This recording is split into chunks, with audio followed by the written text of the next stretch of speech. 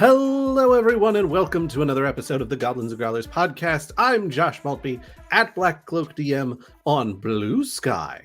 I'm Brandon Dingus at Way of Brandalore on various social media.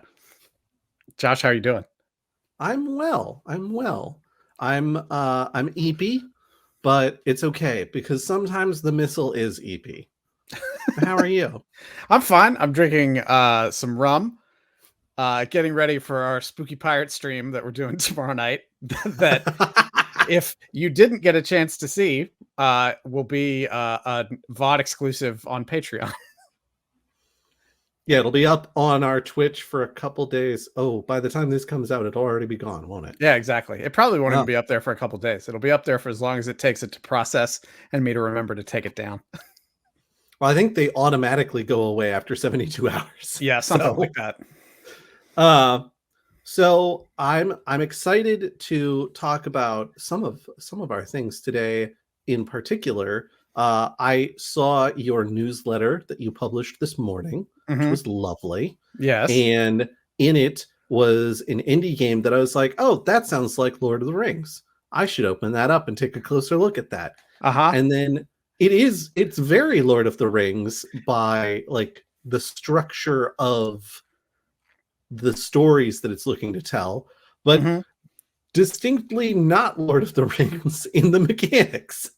No, not at all. Not at all. It's like it's first of all, it's called Follow, a New Fellowship. That's the base game. I stumbled on it. I guess this is sort of this part of the show is turning into sort of a revival of scratching that indie itch, which we haven't done for like a year, where we talk about an indie game from itch.io. But I was trying to find something nice and thematic as far as a fun indie game to put in the newsletter. And I stumbled on something called The Haunting. And I looked at it and it was like a little 4-pager. And it was one of those very simple games that I really enjoy that's like largely statless, where it relies a lot more on the role playing. And I was like, oh, this seems kind of thin. What is this? And I realized it was an expansion quest for a larger game, which turned out to be Follow. So I just sort of did the link jumping and got to Ben Robbins' main itch page. That's the creator. And then also the website lamemage.com. You can find it there as well. And Follow is actually like a slimmed down a New Fellowship is sort of a slimmed down version of the original Follow that was put out.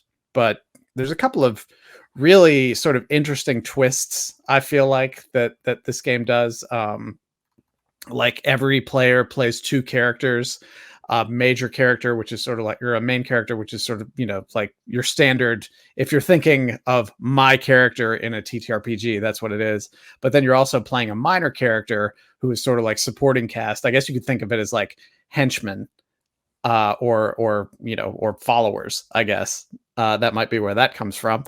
But the role playing is pretty much decided by motivation. I think I said in the newsletter, like it's in a very Babylon 5 Shadow War kind of way, where the characters have to grapple with the question of what do you want? What do you want from the quest? What do you want from the other players? So it becomes a situation where you're having to balance your motivation. Like, I think pretty obviously it's sort of based on like Boromir wanting the ring, but also trying to support the Fellowship. But I thought that was a fun little arrangement. And then without dice, the decision mechanic is rocks. Yeah, I got a chance to look a little bit deeper at it, and I was like, wait, red stones, white stones, what? Draw and add to the pile, what? Yeah, it almost feels like it's a variant on like how fate dice work, with like different combinations of different types of stones giving you a different level of result. But the Haunting, that expansion for it, I thought was really cool because it explicitly is like, okay, at the very beginning of this, you need to decide if it's going to be like real stuff or Scooby-Doo stuff, like people pretending to be ghosts and things like that. And in Follow, like a lot of it is like that. There are some archetypal quests, like the heist, for example, and then it's GM-less too. So everybody at the table gets to help sort of determine what the quest will be and then move forward from there. I will say my absolute favorite Scooby-Doo episodes were the ones where like they find out that a person was behind most of what was going on, but also there was like a mysterious figure that at times accosted and at other times assisted them. And they're like, well, wait, if you were the mummy, then what was the skeleton? And it's like, I didn't have a skeleton. And it's like, dun, dun, dun.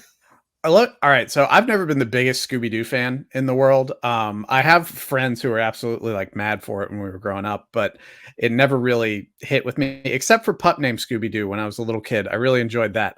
But the greatest Scooby-Doo series of all time is Mystery Incorporated, which is maybe it's about like 10 or 12 years old at this point, but it ran for like 20, it was either 26 or 30 some episodes, but it told a complete story from beginning to end. And it was a more like mature is not the right word, but it was serialized storytelling. So it wasn't just one and done every episode, and it had like an overarching plot. And it dealt with like Cthulhu mythos, and a Vincent Price pastiche was involved. It's actually really good. I would recommend everybody watch it. Yeah, I think back in 2015, I was working on a long project at work where I took over like a large conference room as my production office. So I would just be in there for like 10 hours a day watching, like going through all of Mystery Incorporated and Friends, because it was right after Friends hit Netflix. But yeah, that's fantastic. If you want a good sort of grown-up type Scooby-Doo situation that's really funny, check out Mystery Incorporated. But anyway, so getting back to Follow, like it's almost kind of like Push in some respects, where everybody helps decide what's going to happen. But in this game, it seems like it's more like at the beginning of the game, everybody takes turns setting the stage, and it's procedural, rather than with Push, where it's just sort of procedural throughout the whole thing. I did really enjoy that it talks a lot about setting up scenes, and that the person who like initiates the scene is going to be the primary, like the primary person in the scene. So it's like, oh, I really think we should have a scene where we talk to the guards about, the defense on this building, so we can figure out how this heist is going to go. And it's like, okay, well, your character now is leading the conversation with the guards. But everybody is going to make some decisions about how that conversation goes.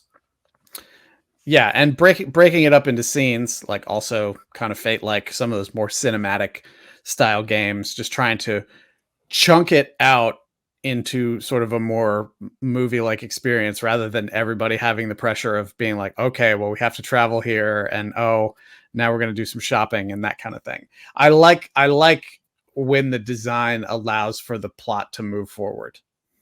Yeah, I also enjoy that like people can play characters that aren't necessarily talky characters while simultaneously still being plot influential as players. Because I've known a lot of people who will play not so talky characters, but then will also be one of the more like, oh, wouldn't it make sense if kind of people at the table, which they always find it to be a struggle, because they'll be like, all right, now you, the person with social anxiety, you have to go engage the GM in a conversation.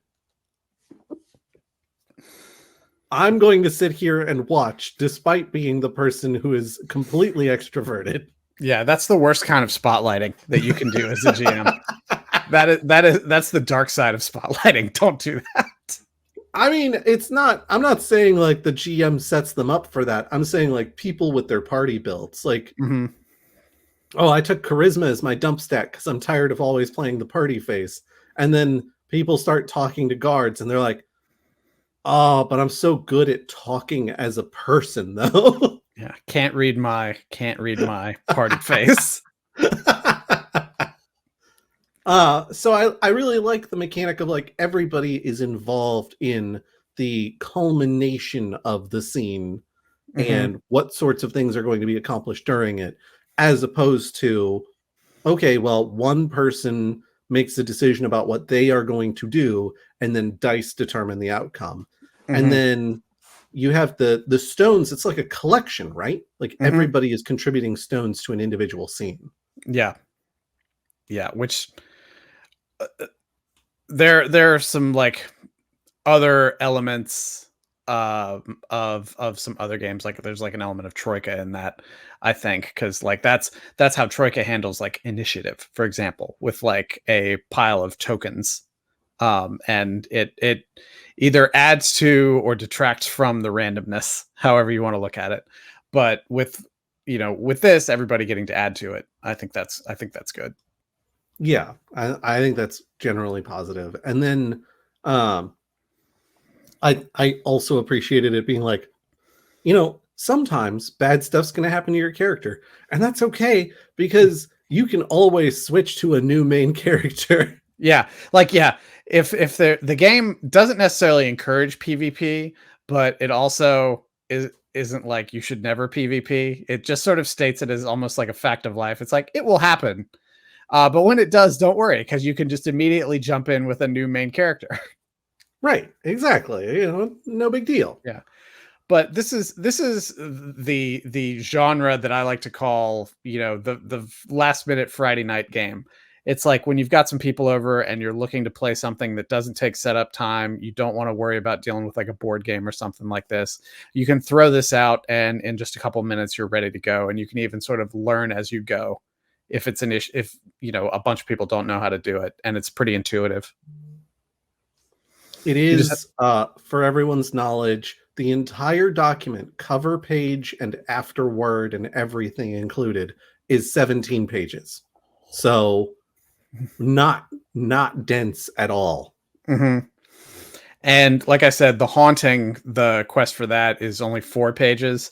And looking through like the build options that you can go through as you're setting it up, like it gives off some serious Maniac Mansion vibes, which people my age will understand that reference. So Craig, that one's for you.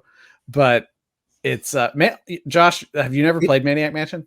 It sounds familiar. Is it like a side scroller point and click adventure kind of game? It's a LucasArts Scum Engine game from like the late 80s. Like it was a contemporaneous / like a little bit before Monkey Island. Like I think Secret of Monkey Island came out in like 1989 or 1990. Maniac Mansion came out in 87.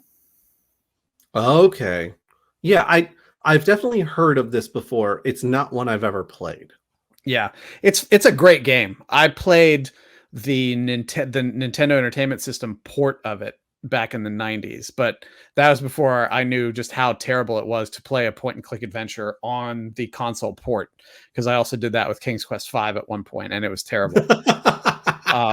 But you can there are a lot of, I think you can play it on archive.org. There's a lot of places to get it. It's basically abandonware at this point, but it's really solid, and you should check it out. There's like 6 characters you can switch among, and you have to do that. It's as part of the mechanic of the game. Like people have to be in different parts of the mansion, and it's so detailed. It feels like a game mechanically that could have come out recently. I know that there's a very popular music track off that game called Seventh Guest, which got remixed a lot. And that's, I think, part of what familiarity I have with it. Yeah, I just looked while we were talking, and it's available on Steam for $6. So definitely, that's not so bad. Yeah, definitely check it out. This is now a Maniac Mansion episode, and we're just going to do a playthrough of it now. From Follow to Maniac Mansion. Mm-hmm. Oh my god. All right. So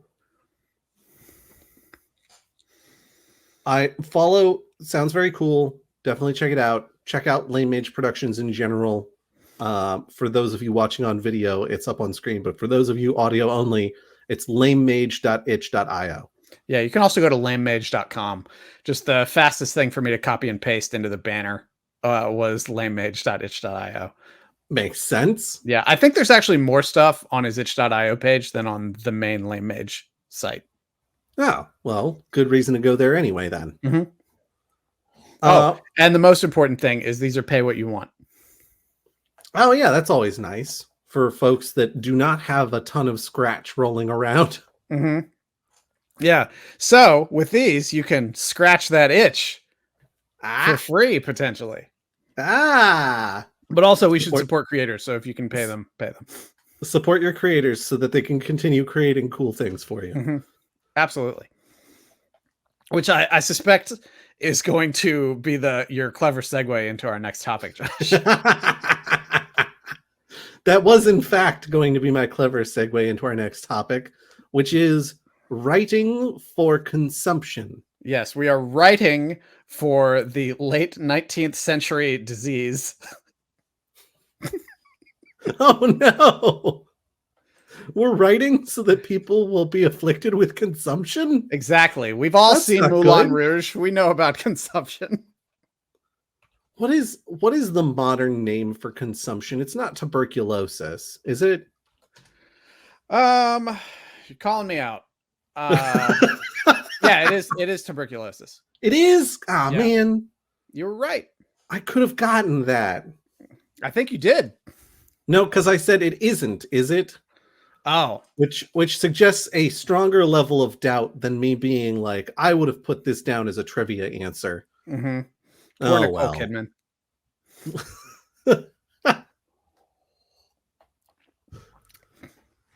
Roxanne. Anyway, I saw Moulin Rouge with two different women on two different dates.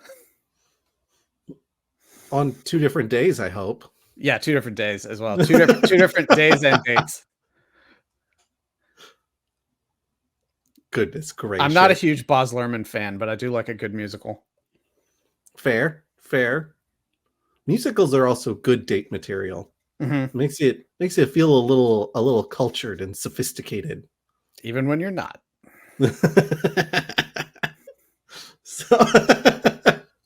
So talking about writing for consumption, this is a topic that Brandon and I felt like, having done as much as we have, we are in a somewhat unique position to be able to speak to it in a accessible fashion.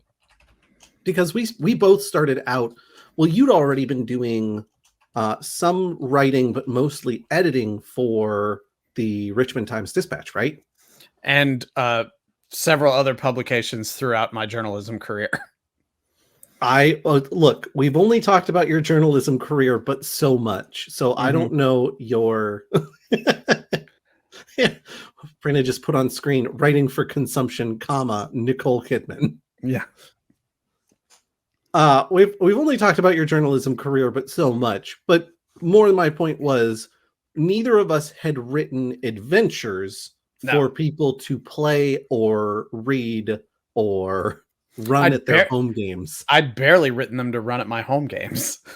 Yeah, I think my most advanced notes were for my Star Wars campaign, and most of those were like NPC name, and then like 2 or 3 bullet points so that I would remember their general motivations and what their voice was. I imagine with that, you had to spend more of your time just dealing with all the dice and figuring out where they belonged. Yeah, I was constantly sorting my dice. Yeah, exactly. Trying to come up with new, more efficient systems. Were you playing in the Fantasy Flight system then, or was it the one that preceded it? No, I was playing Fantasy Flight at that point. Okay. So I started out playing TTRPGs with wasn't it that Pokemon game? That was not the first one I played. That was the first one that I ran. I ran Pokemon Tabletop United, which is a fan brew system, which I learned very quickly that you can't run a fan brew system like you would run D&D, because the battles just will not go the way you want them to go. Mm-hmm. Was it just like a party full of mystics? Kind of, yes. So everybody I was playing with knew Pokemon typing really well. Mm-hmm. And the way the system is set up is that if you use type advantage, which basically is like rock beats paper, or rock beats scissors, scissors beats paper, paper beats rock. Mm-hmm. If you knew how to use type advantage really well, and you had a decent, like you did a decent job of selecting what kinds of abilities your Pokemon have, mm-hmm. you can walk all over creatures that are like 10, 15, 20 levels higher than you. Doesn't that just mean you're a good Pokemon trainer? I mean, yes, but from a GM standpoint, it makes creating combat encounters really challenging. The G in GM does not stand for Giovanni. So my experience writing adventures was exclusively notes for home games, which if anyone has ever run a game that Alon has written, my original notes for home games looked pretty identical. It'd be like 4 bullet points with some general details, but I knew enough about what was going on that I could thread it all together. You know who's run a game that Alon's written? Alon and no one else. Because it's like 2 bullet points and the rest is just all extemporaneous.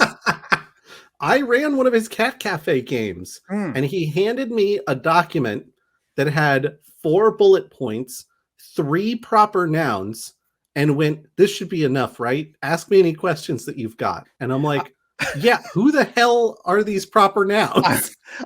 I'm imagining that he actually did write at the bottom of it. This should be enough, right? Question mark.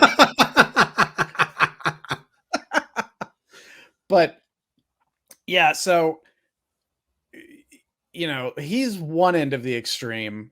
And for a good while, I was the other end of the extreme where you just over explain and do way too much. And there needs to be a middle ground there, because you show up to one of our events where we've written the content for it and we're giving it to one of our volunteer GMs to run for us. You can't do 2 things. Number one, you can't hand them a 3x5 or even a 4x6 index card that has like 3 bullet points and a couple of sentences on it, and reasonably expect them to feel comfortable with what they're about to do. Alon is a very skilled and experienced improv performer, so for him, that's not a problem. But especially folks who may be experienced GMs, but aren't experienced running a public game like this, which is a very different thing. You know, they need to feel a little bit more secure in the material. But at the same time, you know, we can only give these to folks so far ahead of time. So it can't be like something that's 20 pages long where you have to go through 2 pages of lore to be able to understand the first page and the first encounter, right? So there has to be a middle ground, and it took a long time, but I think we sort of found it. Yeah, as we started up our very first world building stream, which is available video on demand on our Patreon, we started looking at notes from some of our adventures, and we were like, you know, the fact that we have 6 NPCs, each of which has a paragraph introduction. Yeah. Plus the like 1-page background of everything that's happened in the adventure so far. Plus the 1 page of here's what you should anticipate to happen in the upcoming adventure. And then the setting page. It's like, oh no. What have we done? I'm actually calling it up right now. Hang on. Just for folks who are watching the video, I'm going to do a quick screen share on this. And you know, don't worry, you're not losing out if you're listening to it. But Sunken Tomb, subtitle: A Mediocre D&D Adventure, designed by Brandon Nigas for Goblins and Growlers. Part 1, The Land. I wrote essentially like a half a page just based on the land, complete with like the chief exports and things like that. Part 2, The Town. I wrote another half a page just on the town as background. And then this is sort of the beginning adventure hook over here on the side. And then on page like 3 on here, we finally start with the actual adventure. And I went like full on 2nd edition module with it. It's just like, here's area 1 and area 2. You can even see like area 1B, area 1C, and it just keeps going. And then I did a map in Illustrator for it. And I put way too much work into this for what it was intended for. But this was before we ever ran the first game, so that's why. But you know, this is the first couple pages here. This is what we're talking about. Like, this is unfriendly to if you're just trying to create something that you can hand somebody. Like, probably the best way to think about this as like convention games, because I see a lot of game systems now, especially on Kickstarter and stuff, where they pitch themselves, or not even systems, but adventures, modules, where they'll pitch them as very like convention game friendly. And that's essentially what we write. We just, we do it at conventions, but mainly we do it at breweries. And the definition of a convention game is basically just a short adventure that can be begun and completed in a short span of time, usually 2 to 3 hours, and can be a fulfilling experience without people having to lean too much on any kind of previous knowledge about the world. Just like parachute in, have a good time, parachute out, go get a funnel cake or go get a picture with David Tennant or something. Well, it's a little bit like Kate from Nomnivore Games was talking about. You want to have whatever you are presenting people with, you want them to have a really good idea of what it is inside of ideally like 5 minutes, but at most like 15. Because anything more than that, and you're really asking for a lot. Oh, yeah, absolutely. Absolutely, you are. Like I think back to that very first adventure, like it was Jack's first time GMing, and I just sort of tapped him on the shoulder because we had like 60 people show up or something, and I was wholly unprepared for how popular that event was. And Jack was like, "Sure," and I just handed it to him, and he was like, "Oh dear," because it was just so much. Yeah, it was so much. It is a dense tome of information. Yeah, it was. Yeah, it's like black. It's like a black hole or a neutron star. And kind of what we learned is that there's a little bit of a difference between a game that you would want for like world building and setting building, and a game that you would want for just sit down and play. Yeah, and the structure of those two things are very different. Like if we were making a world building, like a setting guide for Anakim, then yeah, of course we want all those details. They've got to know what like the chief exports are. They've got to know what the terrain is like. They've got to know some of the region history, maybe like what the major towns and cities are, like these sorts of things. But for the adventure, the party's not going to care about any of that. If we hadn't fallen all over ourselves on that October world building stream about just sort of getting our feet back into the whole thing, we probably could have created sort of a structured plan for the world guide that we want to make for that, where we're just like, okay, let's go through these overwritten initial parts of some of these early adventures and like tease that out and make an internal wiki for it, and then we can use that for it. Let's pencil that in for at some point we actually sit down and do that. I was gonna say, we already know what November's world building stream will be, but we don't know what December's will. Yeah, let's do that. But yeah, so as we started getting a little bit more comfortable with how we need to write these things and sort of understanding that, we basically are giving people 5 to 10 minutes to sort of get accustomed to the adventure, and then they have to chug through it.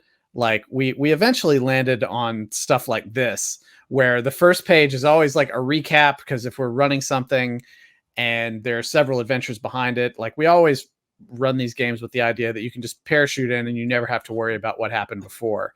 But there's always a little bit of a history in here to sort of reward the people who consistently show up.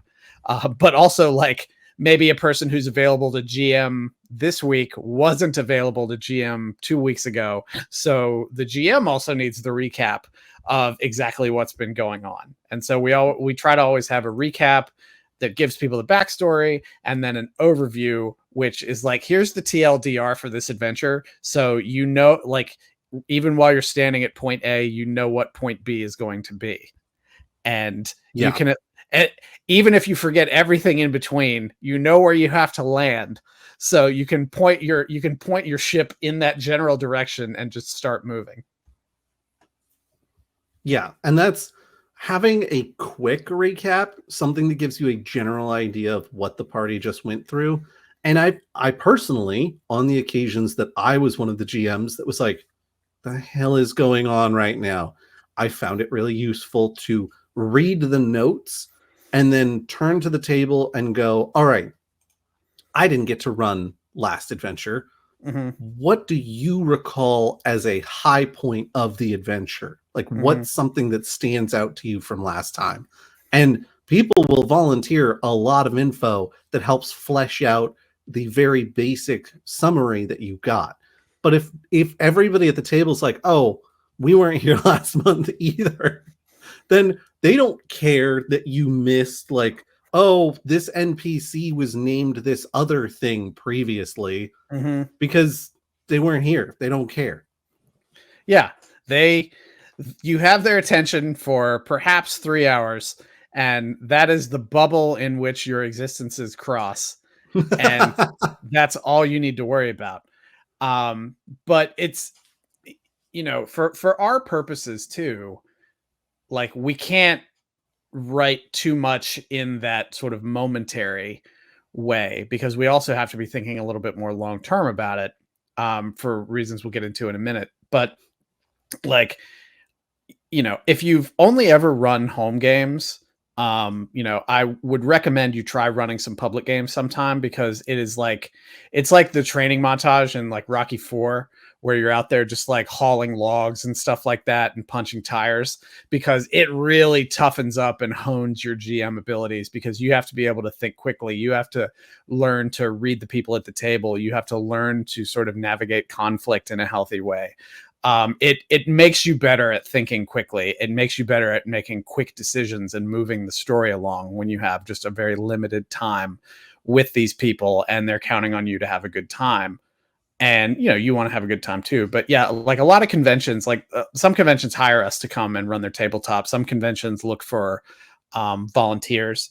If you live in an area where they have a convention that does that and they're asking for volunteers to run, you should definitely go do it. Just because you may not like it, but at least you'll have tried it. And, there's a decent chance you're going to have a fun time. There's there's probably a slightly smaller chance that you're going to have an awkward time. And then there's a really small chance probably that somebody's going to be real weird and you're going to have to learn to deal with it. But that in itself is growth. Yeah, I would say, make sure you're really comfortable with the idea that you're playing with people you've never played with before. Mm-hmm. And there is going to be unique challenges to that. But for the most part, everybody who's sitting down at your table is just there to have a good time. Yeah. Now, their definition of a good time may be different from yours, and you'll have to navigate that. But it's a pretty cool way for most of these cons to get a free badge. Yeah. And, you can't make assumptions about anybody. You have to like do a lot of conversation up front about like, hey, if there's something you absolutely can't have in this adventure, let me know, which could be a pain if you've just written this whole adventure that's predicated on spiders. And then two people are like, I have severe arachnophobia, so please no. You have to pivot, and you have to pivot really quick.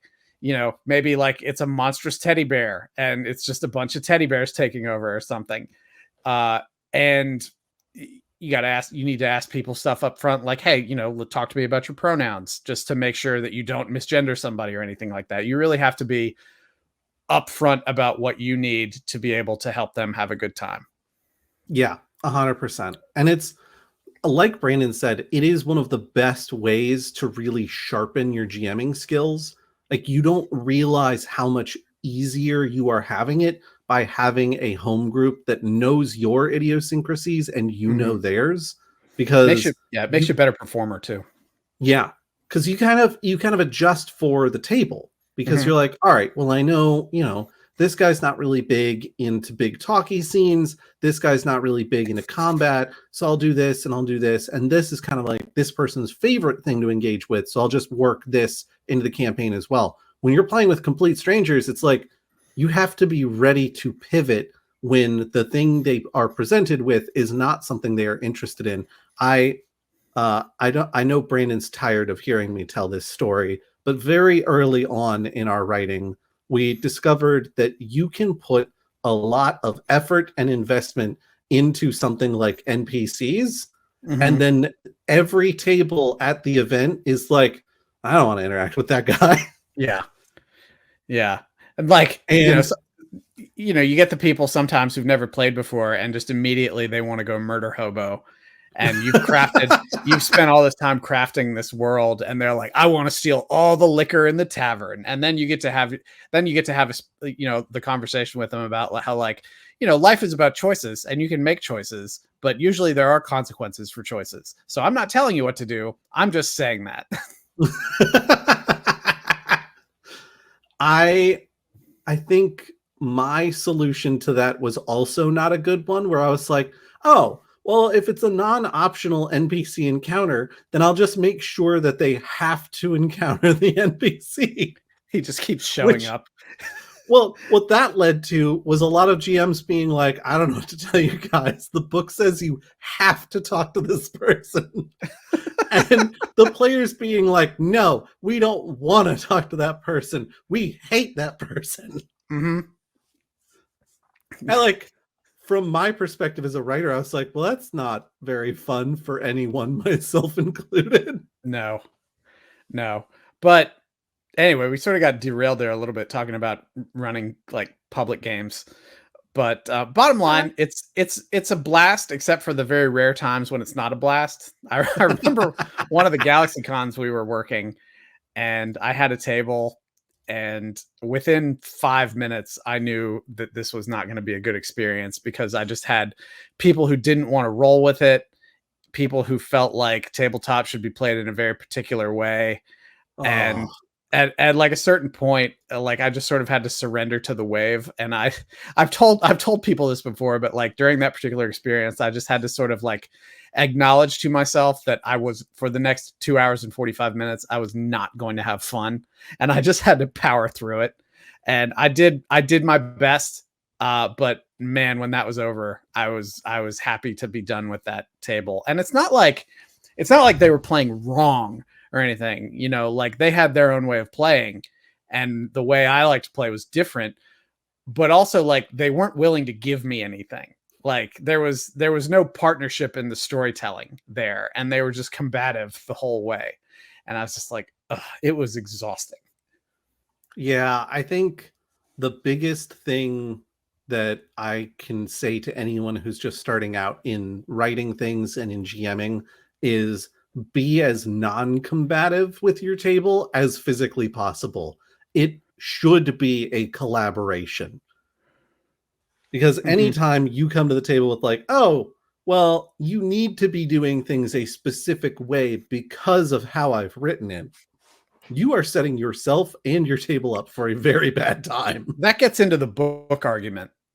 Like anytime you're prescriptive about a decision that the players have to like underline, italicize, bold, have to make, then you're sort of treading into that I'm writing a book territory. And I've said this 1,000 times too, but like once you create something and put it out into the world, it's not yours anymore.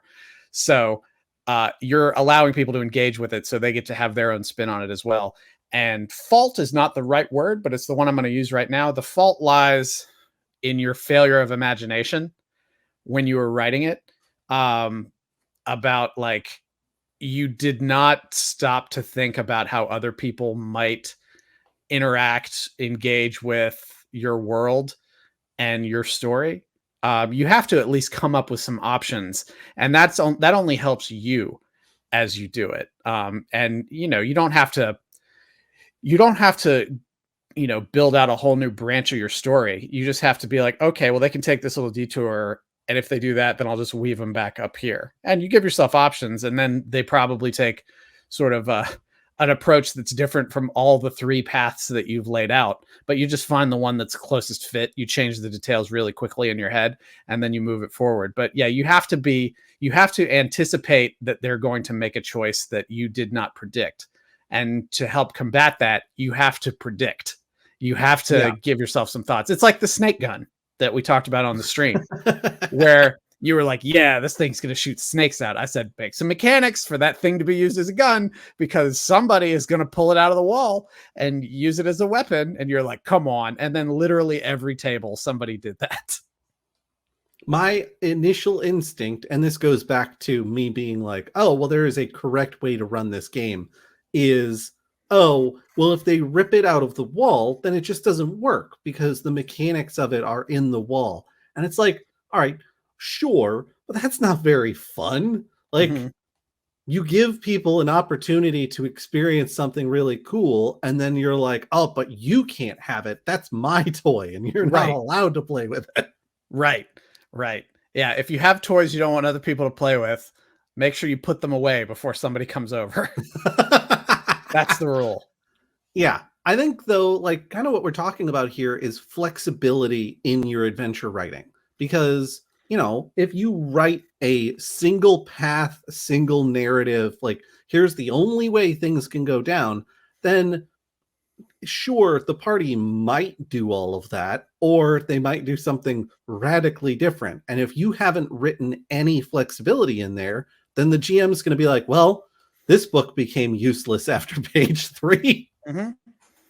Yeah, and there's flexibility for story.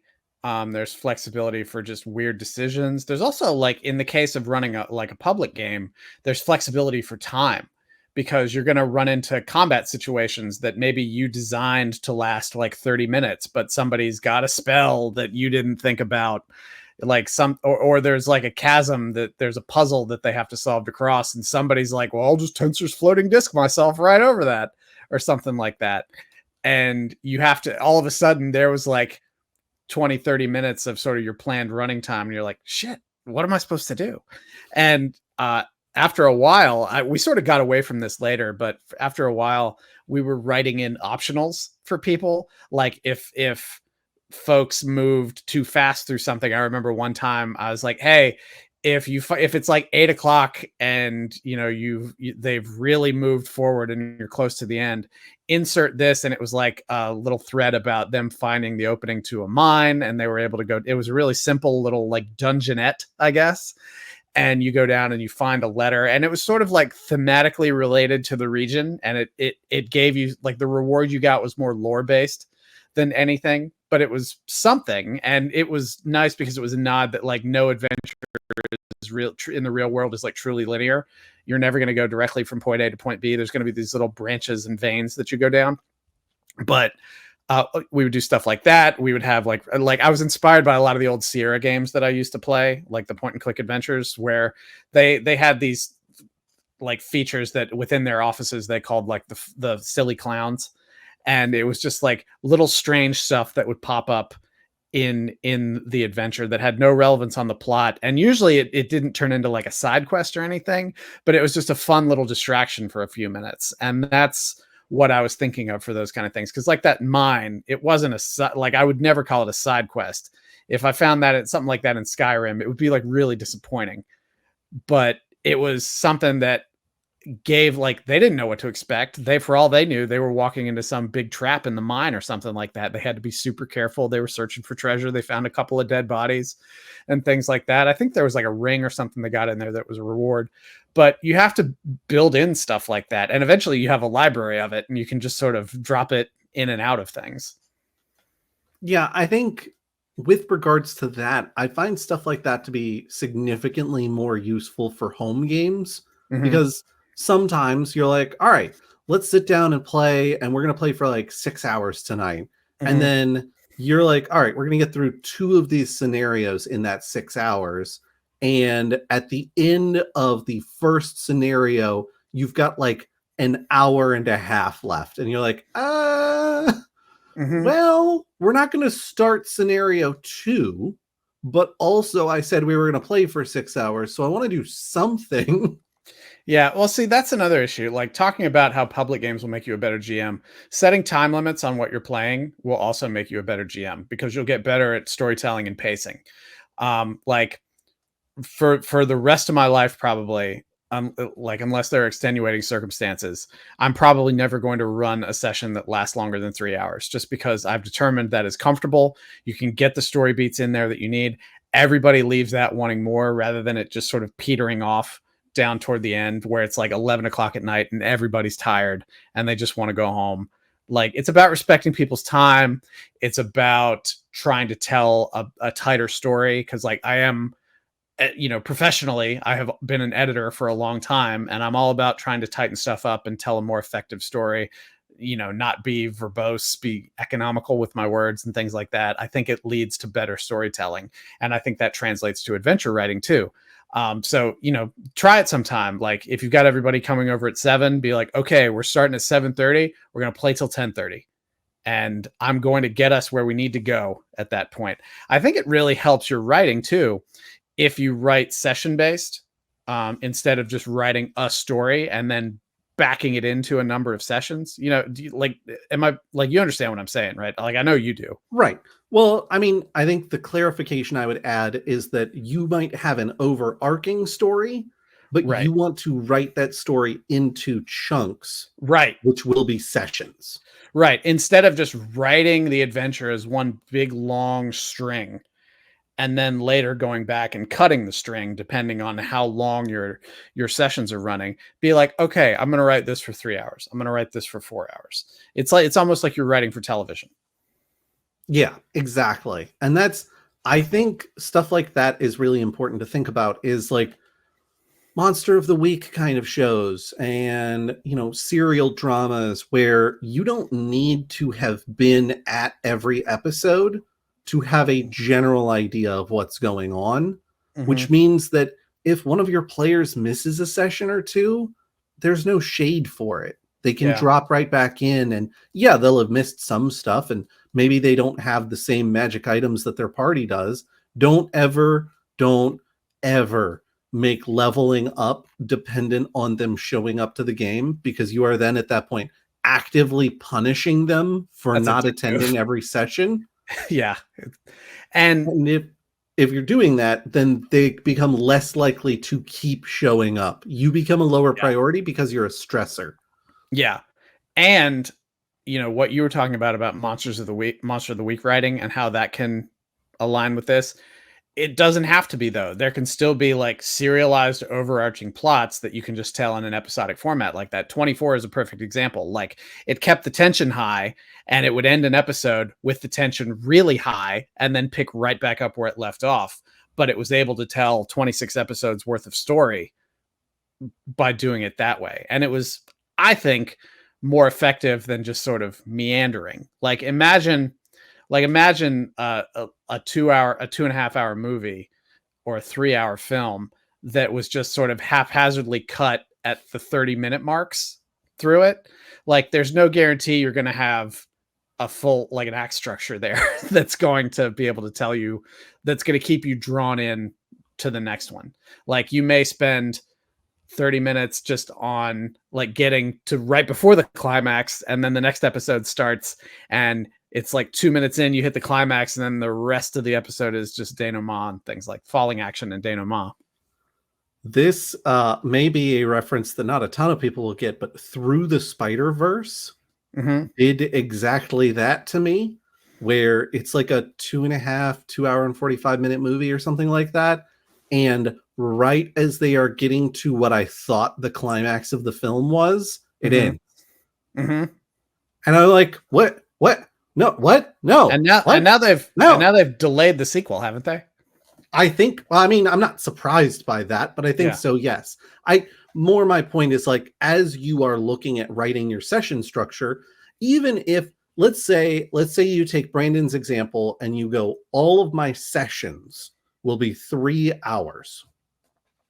Even if you sit down and your group is like, let's do a 12-hour gaming day, it'll be amazing, and you are all on board for it, that means that they get to do the 3-act structure 4 times over the course of the day. That is going to keep them way more engaged than if you have to get through the first act over the first 4 hours. Well, yeah, and also Act 2 is the second 4 hours. Yeah, but also you can take that structure and stretch it out over multiple sessions, right? Like, maybe you spend the first 2 sessions on rising action, and then you hit the climax at the end of, like, right at the end of the 3rd session, and then you start in media res at the beginning of the 4th, and then you go through the climax and into the falling action, and then by the time you're at the 6th session, it's everybody coming back, it's dealing with sort of the consequences of what you've done and everything.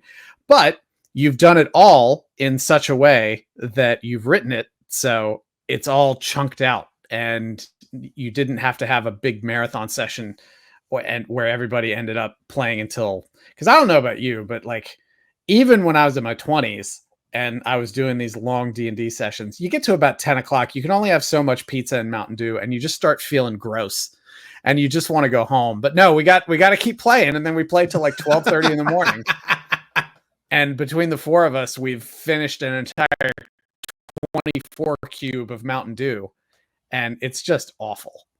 Like, no way to live your life, people. The very first time I experienced a TTRPG at all was my best friend's father's gaming group. We went over, they had some sort of like homebrewed system that took like an hour and a half just to build your character, even though everything was in a like spreadsheet format. Mm-hmm. And we spent, I think we got there at like 9 a.m. and we didn't leave until like 11 p.m. And there were like 3 points that day where I was like, I'm just going to have a nap on the table. Yeah.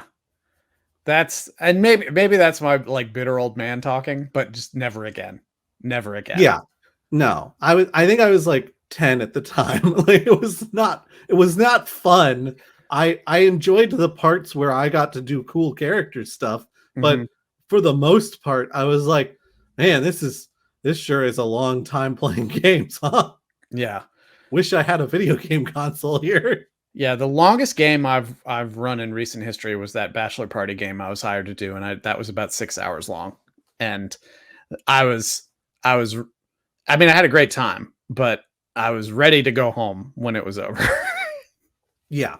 Yeah. Because I think it's only so much fun to be at a bachelor party as hired help. Fair. Professional obligations make it a little less likely that you're going to really cut loose. Yeah. But kind of what I was saying about like the 3-act structure is, as we are talking about the individual sessions, you can have that like the rising action in the first 2 sessions, but contained within that individual session, you should have a little bit of like, here's your rising action, here's your climax, here's your denouement. And then like it all builds together to create something more epic than the individual piece. Put some cliffhangers at the end of them. Leave people wanting more no matter what stage you're at of the story. Exactly. And that way, if you run a 3-hour session or a 6-hour session or a 12-hour session, you've got the pieces to thread together to do something really fantastic and really epic without feeling like, we have to stick around for another hour or so we can finish this one section of the adventure, so we'll be ready for next time. While we've been talking, I've been just going through some of the stuff on the Google Drive, looking for examples of things. And I'm looking through the that stings that, I'm not really super happy with how it turned out, and I want to rewrite it a lot. But I think it's the first one. Every subtitle, like every section, like subsection, is the name of a Led Zeppelin song. And I'm really like, hell yeah. I'm like, that's so stupid. Why do I do that? Look, things are allowed to be fun and dumb, okay? Yeah. Oh, you know how in the stream we were like, we've spent too much time focusing on Sutek Amon. Nobody cares about him as an NPC. This, which is like the 4th or 5th series we wrote in that whole arc of the Anakim stories. Like, I'm scrolling down to like page 10 or something, and it's like, what Sutek Amon knows about this? And then he's got a bunch of bullet points on it. Look, we really liked that NPC. We may have utilized him a little too much. Yeah, just a bit, just a little bit. We were really trying to make fetch happen with him. Yeah, 100%. And that's like, a bit of a cautionary tale for folks writing their own adventures. You are going to have NPCs that you are really invested in. Let them have their moment in the spotlight, their 15 minutes of fame, and then let them move on. This is the kind of thing that works better in a home game. like somebody like that. And that, like, this is I'm finally returning to this point that I brought up earlier, but we've sort of gone several different ways on how we write these. And now generally when we write these original adventures, we're doing it with an eye toward publishing it after. So we're trying to have our cake and eat it too, because we want to write it in a modular, digestible format for a public game. But then we also want to be able to just take it, maybe do a little bit of light editing, add some character art, add some maps, and then turn it around and have it more or less publish ready. And that's difficult. That's really difficult. Like recently, we ran that one that you had written a while back that was 4 pages long. And you guys got to editing it, and at the end of that process it was 14 pages long. And I can't really be mad about it, because like most of the heavy lifting is done for publishing it. We just have to write that second part of it.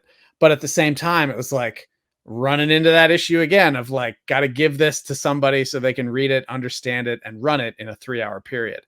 I ran it and I had to skip like fully like 4 pages of the adventure just because I was running out of time.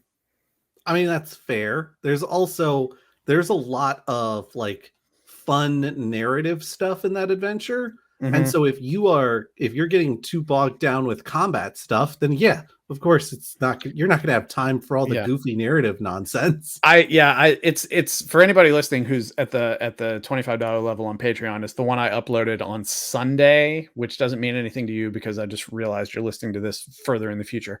But Sunday Sunday the 27th. Sunday the 27th. And I think I even said in the post, like, we ran this for 3 hours at the brewery, but I am confident that you can get like 6+ hours out of what's written here if you're not under a time crunch for it. I mean, yeah, like if you really want to lean into it's a spooky ghost ship adventure, and if you really want to lean into the atmosphere and drag some things out a little bit, you could spend a long time running that adventure. Mm-hmm. Yeah, I mean, it's a little bit like Space Wolf. The Space Wolf adventure is written to either be you do it in 3 hours and you only touch a quarter of the entire content, or you play the entire content and you spend like 3 gaming sessions getting it done. Yeah, that map is so in depth. It's a shame if you don't go through all of it. We're coming up on an hour on what I think we originally intended to be a fairly quick episode, which this is actually a tight episode for us because those last couple that we've had have been running like an hour and 15 minutes.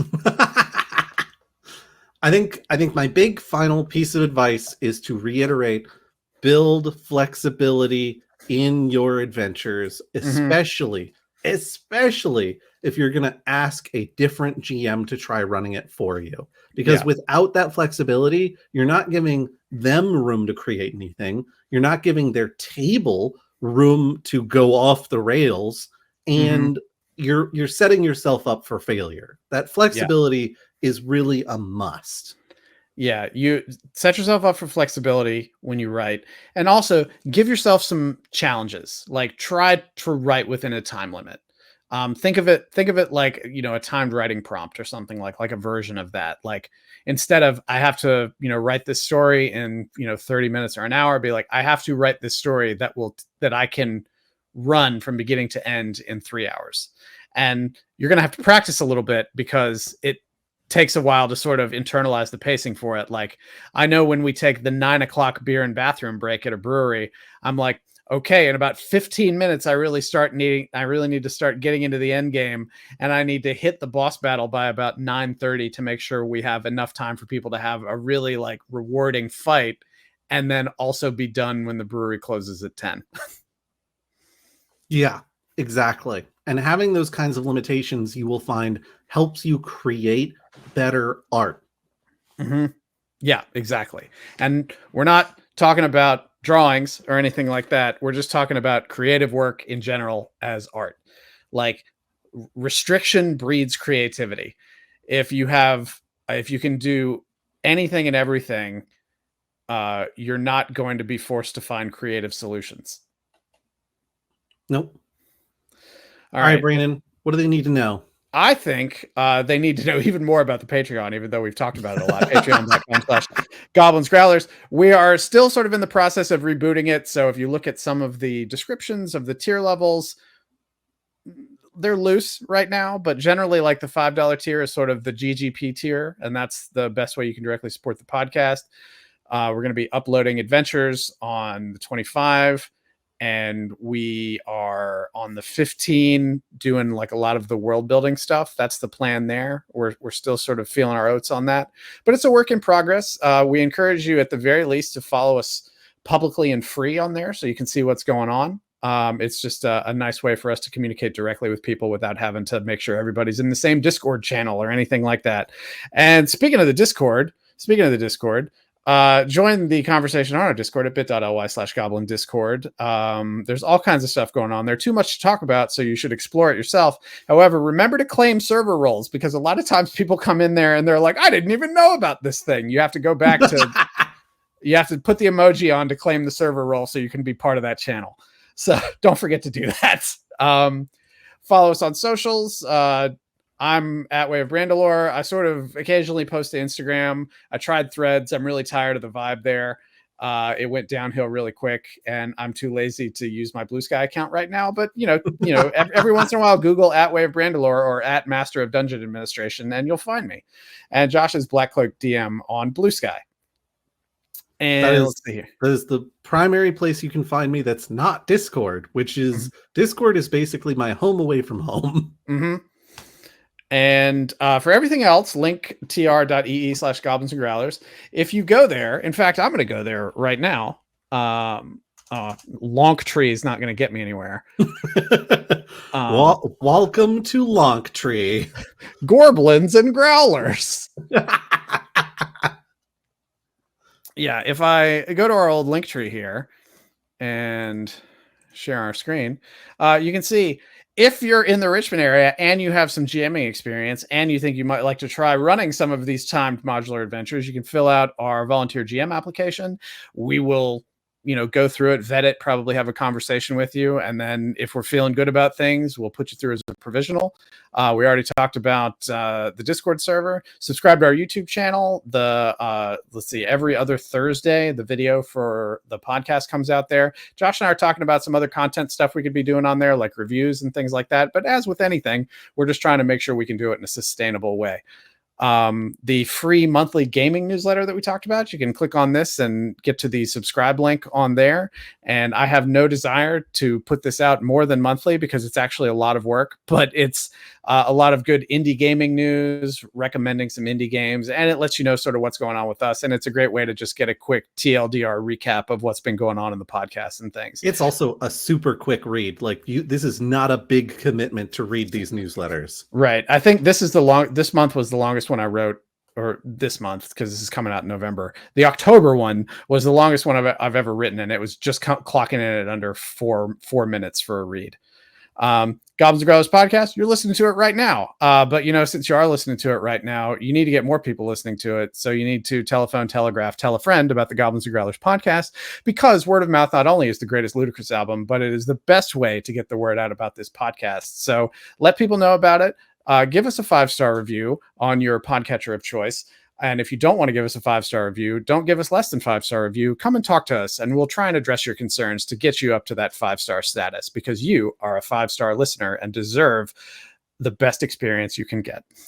Also, the Quid Pro Roll podcast, where Josh plays an edgelord thief, and I play a retired professional wrestler. And Josh's wife is the GM. Josh's wife, the co-owner of Alpha Comics and Games, conveniently located at Richmond's Willow Lawn. And we recently just had a recap episode, so you can listen instead of trying to look at the entire list of episodes and going, that's a lot of episodes. You can just listen to all the recap episodes and you will be up to speed, up to date, and ready to listen to everything we release modern. You know what I'm going to do? I think I'm going to take this section of the episode and I'm going to make a separate video for it and just put it up on the YouTube and just pin it or something. And I like how I said the YouTube, like I'm 75 fucking years old. Welcome to the YouTube. And then we have appearance, publishing, and sales inquiries, which I suspect just links to our contact@goblinsandgrowlers.com email address. And then also the Patreon that I just talked about. So check that out. Josh, do we have anything else to mention to folks? I think the only things we have that are worth mentioning are we will be wandering the halls of PAX Unplugged. So if you see us, call us out, give us a high five. And we will be in a limited capacity at MagFest this year. Despite the many complaints that I had about not getting a hotel room in our recent deep dive release, I do have a room because I'm working with Starship Horizons. So you like Star Trek, you like bridge simulators, come check that out. Otherwise, we are definitely going to have some kind of panel presence there. So we just don't know. Well, we've submitted them. We don't know what's getting approved as of recording. Yeah. So come out. If we have panels, I'll be there. Hey. So come out, say hey, high fives all around. I will gladly high five. Brandon, I know you're not big on high fives at convention spaces. What the hell are you talking about? I thought you have frequently been like, let me elbow bump you instead. But maybe it was COVID. Well, look, maybe I'm thinking of a year and a half ago when we were You're more acting like I'm just some COVID. misanthrope, which is only marginally true. No. I was just thinking, like, sometimes creators are not about high fives with people they've never seen before and who potentially have very sweaty palms. High fives and there's nothing wrong with that. High fives and handshakes are fine. If I don't know you, don't hug me. That's fair. I will second that motion. Yeah. You can ask for a hug and we can see where I'm at, but that is the extent. Yeah. No, I was just taking COVID very seriously. That's why I was fair. Look, most of my experience with us going to cons has been during COVID. So, that first MagFest after COVID, when Liz and I were leaving my house and like we had like a bag of masks and stuff and we're driving to Maryland and I just looked at her. I was like, this is a terrible idea. She's like, yep. Yeah. All right, well, let's call it there. We're going to record a deep dive before the night's out because Josh still needs to eat dinner. You could actually probably eat on the deep dive. I don't think anybody would complain about that. I am not eating and recording. That is not a thing that is happening. Okay, Alon. All right, well, we'll talk to everybody later. Have a good one. Bye, y'all.